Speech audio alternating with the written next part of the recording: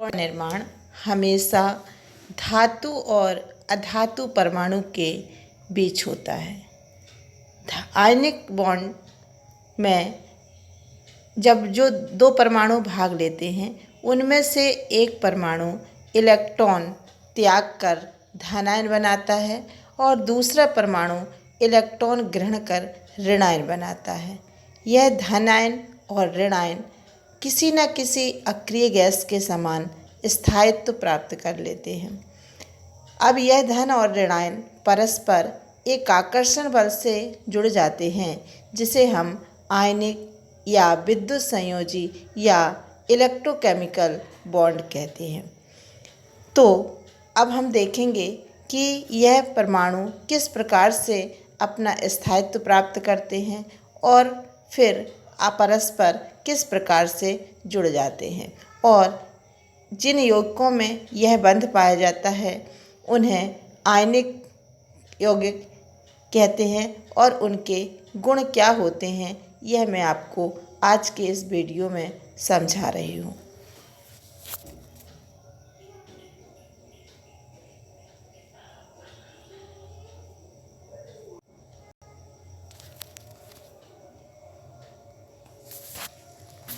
तो देखिए, ionic bond का निर्माण हमेशा धातु यानी मेटल और नॉन मेटल कंपाउंड के मध्य होता है।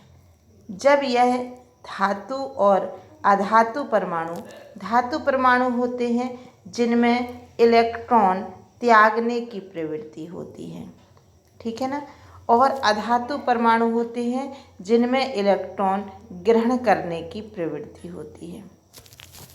तो अब हम कैसे पहचानेंगे कि कौन सा परमाणु धातु है और कौन सा अधातु है, किसमें इलेक्ट्रॉन त्यागने की प्रवृत्ति है और किसमें इलेक्ट्रॉन ग्रहण करने की प्रवृत्ति है। तो जिन परमाणुओं के आप देख लीजिए, जिन परमाणुओं में या एटम में के संयोजी कक्ष में यानी बाह्यतम कक्ष में आपने इलेक्ट्रॉनिक विन्यास देखा होगा, जिनके बाह्यतम कक्ष में 1, 2 या 3 इलेक्ट्रॉन होते हैं उनमें इलेक्ट्रॉन त्यागने की प्रवृत्ति होती है। इसके विपरीत यदि किसी परमाणु के बाह्यतम कक्ष में यानी संयोजी कक्ष में 4, 5, 6 या 7 इलेक्ट्रॉन होते हैं तो उनमें इलेक्ट्रॉन ग्रहण करने की प्रवृत्ति होती है। और जिनके बाह्यतम कक्ष में 8 इलेक्ट्रॉन होते हैं ऐसा परमाणु ना तो इलेक्ट्रॉन ग्रहण करता है और ना ही इलेक्ट्रॉन त्यागता है। और यह संरचना प्रत्येक अक्रिय गैस की होती है। उत्कृष्ट गैसों की यही संरचना होती है, वे स्थायी होती हैं। उनके बाह्यतम कक्ष में 8 इलेक्ट्रॉन होते हैं केवल हीलियम को छोड़कर। हीलियम के बाह्यतम कक्ष में 2 इलेक्ट्रॉन होते हैं, उसकी वह प्रथम कक्ष होती है इसलिए वह भी स्थायी होता है। तो जब इस प्रकार से 2 ऐसे परमाणु जिनमें इलेक्ट्रॉन त्यागने और ग्रहण करने, एक में इलेक्ट्रॉन त्यागने और दूसरे में इलेक्ट्रॉन ग्रहण करने की क्षमता होती है, तो वे इलेक्ट्रॉन त्याग कर धनायन, जो इलेक्ट्रॉन त्यागते हैं वो धनायन बना लेते हैं और जो इलेक्ट्रॉन ग्रहण करते हैं वह ऋणायन बना करके परस्पर एक आकर्षण बल से जुड़ जाते हैं और स्थायित्व प्राप्त कर लेते हैं और एक आकर्षण बल से जुड़ जाते हैं जिसे हम क्या कहते हैं, आयनिक बॉन्ड कहते हैं। तो हम इसको एक एग्जाम्पल के द्वारा देखते हैं कि कैसे। जैसे देखेंगे कि यह सोडियम क्लोराइड, पहली बात तो हमें इसे पहचानना है कि यह सोडियम क्लोराइड आयनिक बॉन्ड है या नहीं, फिर मैं आपको सहसंयोजी भी बता दूंगी। तो पहले हमें मालूम है कि सोडियम का परमाणु क्रमांक कितना होता है, 11, और क्लोरीन का परमाणु क्रमांक होता है 17। तो जब सोडियम का हम इलेक्ट्रॉनिक विन्यास लिखते हैं तो 2, 8 और 1 आता है, क्लोरीन का आता है 2, 8, 7। तो सोडियम एक, इसके बाह्यतम कक्ष में 1 इलेक्ट्रॉन है इसलिए यह 1 इलेक्ट्रॉन त्याग करके किस में बदल जाता है, धनायन में। और इसकी संरचना इतनी बचती है 2, 8, जो कि किसकी होती है, नियोन गैस की। नियोन गैस के समान स्थायित्व प्राप्त करके धनायन बना लेता है और यह एक इलेक्ट्रॉन ग्रहण कर लेगा तो इसके कितने हो जाते हैं, 2 8 8 हो जाएंगे, है ना। तो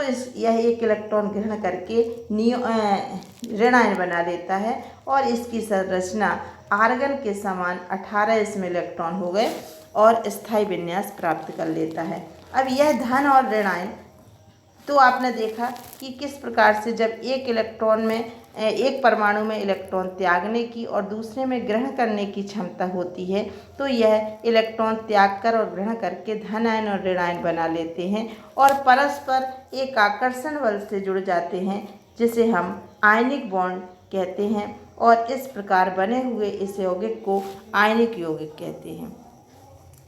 जबकि यदि दोनों परमाणुओं में इलेक्ट्रॉन ग्रहण करने की क्षमता होती, मतलब दोनों के बाह्यतम कक्ष में 4 5 6 7 में से कोई इलेक्ट्रॉन होते, तो फिर वह इलेक्ट्रॉन ग्रहण त्याग नहीं सकते, तब उनमें सहसंयोजी बंध का निर्माण होता है। तो हम किसी भी यौगिक को पहचान सकते हैं कि वह आयनिक है या सहसंयोजी यदि एक परमाणु के बाह्यतम कक्ष में 1 2 या 3 इलेक्ट्रॉन हैं और दूसरे के बाह्यतम कक्ष में 4 5 6 या 7 इलेक्ट्रॉन हैं, अर्थात एक धातु परमाणु और दूसरा अधातु परमाणु है, तो इनके मध्य जो बंध स्थापित होता है वह आयनिक बॉन्ड होता है।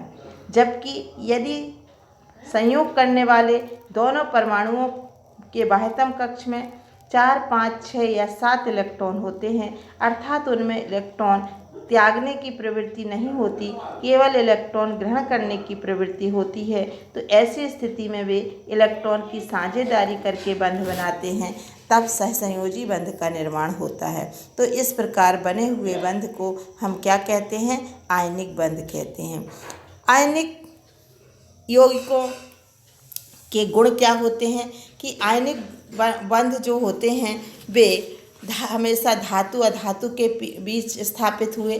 इनमें इलेक्ट्रॉन के आदान प्रदान से यह बंध स्थापित होते हैं। यह बंध जिन यौगिकों में पाया जाता है वे हमेशा ठोस अवस्था में होते हैं। इनके मध्य यह आकर्षण बल प्रबल होता है, इसलिए इनके गलनांक क्वथनांक उच्च होते हैं।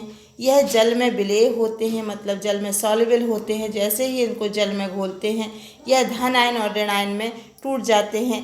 यह विद्युत के सुचालक होते हैं, कंडक्टर होते हैं, गुड कंडक्टर होते हैं, क्योंकि यह इस जल में वियोजित होकर के धन आयन और ऋण आयन बनाते हैं। इनकी अभिक्रियाएं तीव्र वेग से चलती हैं।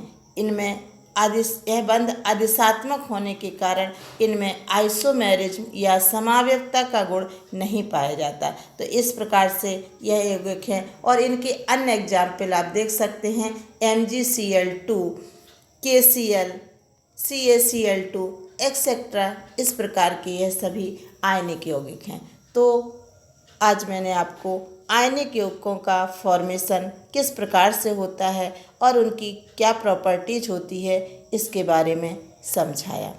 आप अच्छे तरीके से पूरा वीडियो देखकर समझ लीजिए और यदि आपको कोई प्रॉब्लम होती है तो कमेंट्स करके बताइएगा।